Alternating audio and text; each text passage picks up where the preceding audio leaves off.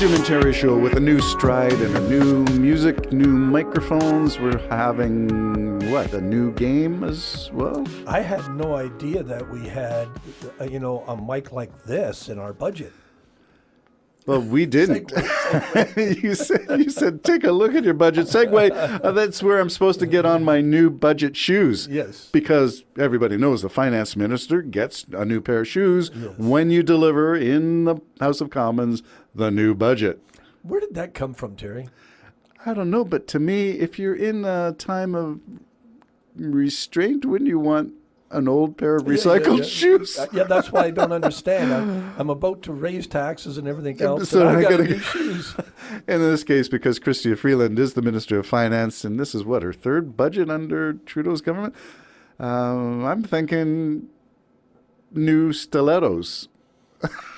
She's so short. I know. Maybe platforms can come back in. She'd make a great prime minister, but she's so little like the Queen. She is very small. Like I'm thinking of Robert Reich, who's the economist that I often quote, who served under Bill Clinton's administration as Minister of Labor. He's very tiny, and he used often a soapbox to get up to the microphone behind the podium. You do what you have to do. You do what you have to do. Does it take away from the office or your ability? No. No, not Because the we are least. really all mind. I don't know about all mind, but We're all mind. okay. Well, at our age and stage, you want more mind and less of this, less body. Less body, yeah. Okay. The new budget. I expected this to go this way because for the past 6 months, there have been a number of political pieces released saying that the Liberals were going to do, the $10 a day daycare, which they did, which number of provinces have opted out of. Don't ask me why. They were doing the lunch programs for kids in school so that learning can take place because no kid should learn while they're hungry. And a number of provinces have opted out of that, saying state has no business in the stomachs of our children, or words to that effect. And I expected the carbon tax to be an issue, ramping up into the new, I think it was April 1st, great day, not a good day to raise your It took car. effect yesterday, by the way, at the gas pumps. At the gas pumps. No, what took place Huge yesterday at the gas pumps was not that. That Wasn't was it? pure oil and gas greed. Oh, okay. All right. That can make sense. And they ran right out of oil and gas in Pefferlaw. Really? They closed the pumps. They closed the pumps. Okay, so everybody knew this was coming, and I don't understand why this is happening, but let's link it into where we were going to go with this whole thing. Where you were taking us. I'm going to take Chrystia Freeland's budget and just say, I expected this to unfold this way, and it did. Here's my expectations. Left and right media, left of center, right of center, conservative, liberal, are going to put headlines or captions that say, well, as Pierre Poilievre said in his own inimitable way, there's a $50 billion orgy going on that the Liberals have created. Okay, so I expected that kind of language, maybe not as descriptive as that, but I expected them to say, too much money, too expensive, how are you going to pay for it? Everybody knows this. Tone it down. It's just a brothel. Okay. Well, you can have an orgy at a brothel too, so I don't know where that's going. And I expected the left-leaning media to be saying, hit and miss, got some things right, got some things wrong, and split it down the middle and you'll find pros and cons. That's the way we usually break things down. Isn't it always like that? It should be. Whoever's in government, the other one It should be. has problems with it. But what should not happen is the personal attacks and name-calling. No, that is something that is new in our world. Well, not new now, but It's probably been around for a few years, but it is... But there was a time we were very, very polite in all of our dealings. We may have yelled in the House of Commons, but Yeah, there was not name calling and all this absolute childlike behavior. I always have been embarrassed in the antics in the House of Commons. Always been embarrassed ever since I was just a kid. It went, that's the adults, So I was never liked it. But now it's gotten to the point where you're this slinging, this mudslinging is just.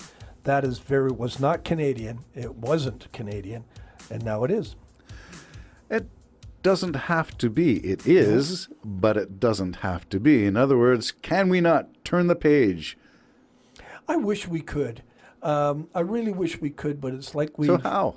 it's like. Come on, we're two retired guys. We got time and coffee and brain cells to rub together. Can we not find a way to get back to something moderate? What about flat out leader of the Conservatives and the Prime Minister get together, locked away for a weekend and say, look, can we not pound Well, they can't something because out? the leader of the Conservative Party in Canada has no security clearance.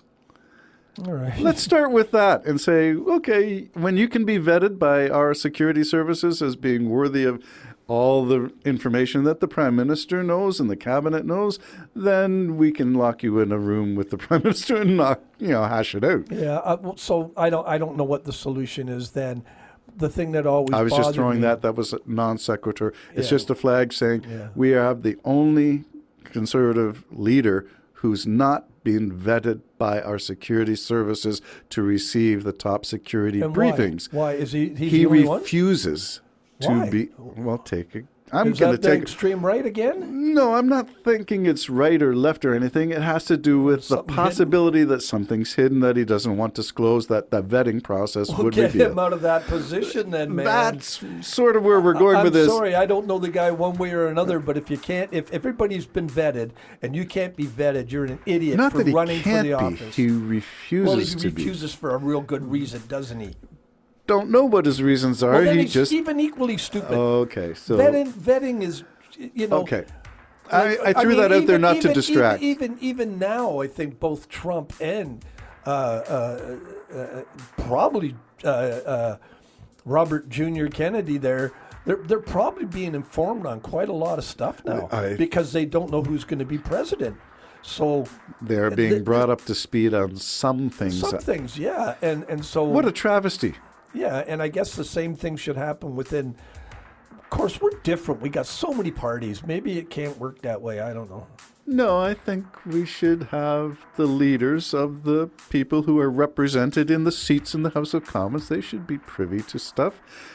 Maybe the most extreme you would limit to the cabinet, and the very most extreme limit to the Prime Minister's office.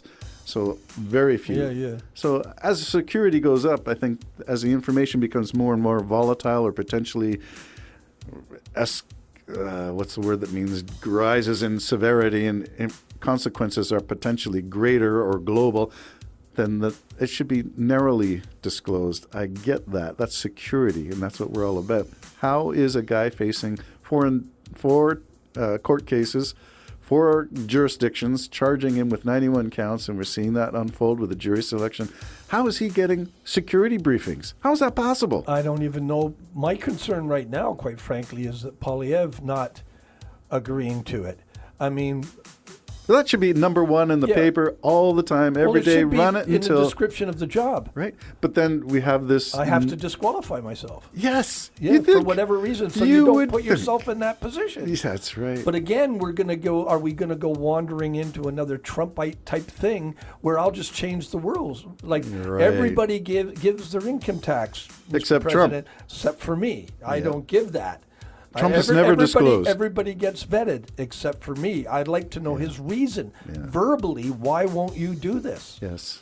And if there's something in your past, you should not have run for the leadership of the Progressive Conservatives. Because he's never been vetted, we don't know what there is. He's never disclosed why he is not Opposed to it. Yes, why he's opposed to it. So these are things that need to come out, it would seem to me, if we're going to try to do what you and I want to do, which is have everybody, kumbaya, maybe we can all be friends or something. But talk about stuff rather than mudslinging, name-calling, and running This is people what I down. think. And There's got to be a better way to be able to approach the media and say, listen, I don't like fully what Terry's talking about here when, about the microphone. But it is pretty well a good compromise. If we're not going to be able to reach a complete agreement, we can get behind this as well. This will get us through for a while, but in my opinion, when election comes up, don't be voting for Terry, vote for me. yeah. I mean, you could say the same thing, but get moving on stuff. The other thing is, not the other thing, an additional thing would be that we vote for people. We vote for the people to serve us. If we don't like what they're doing, there are chances. This is one of those chances when the budget is introduced, even though it's in between the 4 years of an elected term, you can disapprove of that budget. If you get enough support and you say, well, everybody's upset. Really, is everybody upset? Well, then let's see how many members of the House of Commons vote to oppose this budget. Yeah, I know Nip Singh. I never get his name. Jagmeet Singh. Yes, that guy. Yes, the NDP leader. Yeah, I know he didn't back the Liberals on something. Yes. What was that? You got me. It was just this past week, too. Yeah, I know. I don't. Why I can't remember. But Oh, it was on carbon tax. He changed his mind on carbon he tax. did, eh? Yeah. Oh, okay. To which he was called into question because really the carbon tax is, and I told you that report of, I thought it was 100. I'm led to believe now it's 200 Canadian economists are saying it is the best of the options to deal with climate change and get people to be aware of what they're doing and reduce their consumption and change and transition to alternate fuels.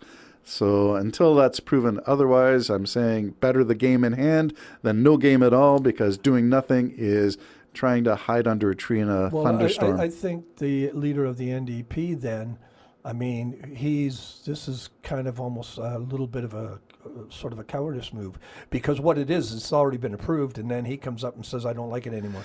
So he's going to get that carbon tax and pretend he didn't want it. Yeah, that's not good either, is it? No, I don't think so. And just to correct something, a lot of people that I've spoken to have said, well, there's a coalition government. There is no coalition government. It is the Liberals who are the governing party, supported to the extent that the NDP approves of their policies and finances. So they're propped up by the NDP. It's not a coalition. Yeah, it's a minority government. It's a minority government, but it's not a coalition government, and that's an important this play distinction. on these words, and it sticks in people's minds all over the place. Yeah. And that's the problem we have in today's society.